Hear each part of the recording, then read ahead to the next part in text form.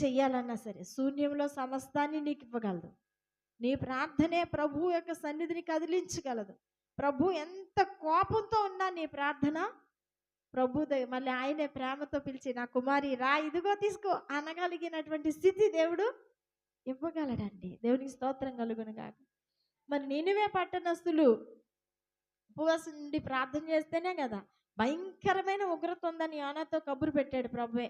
ఆ పట్టణాన్ని నేను నాశనం చేయబోతున్నా, ఆ పట్టణాన్ని నేను నాశనం చేయబోతున్నాను, వెళ్ళి చెప్పు అని పంపించినటువంటి ప్రభువే వాళ్ళు ఎప్పుడైతే పిల్ల పాపలతో గొడ్డు పశువులతో అన్నిటితో కలిపి ఉపవాస ప్రార్థన ప్రకటించుకుని 3 దినాలు ఎప్పుడైతే ఉపవాసం చేయడం ప్రారంభించారో, మరి ఏ దేవుడైతే ఈ పట్టణాన్ని నేను నాశనం చేసేస్తున్నానని చెప్పాడో అదే దేవుడు మరలా తన మనస్సుని మార్చుకొనెను అని ఉంటుంది అక్కడ యోనా గ్రంథంలో. దేవునికి స్తోత్రం కలుగునుగా.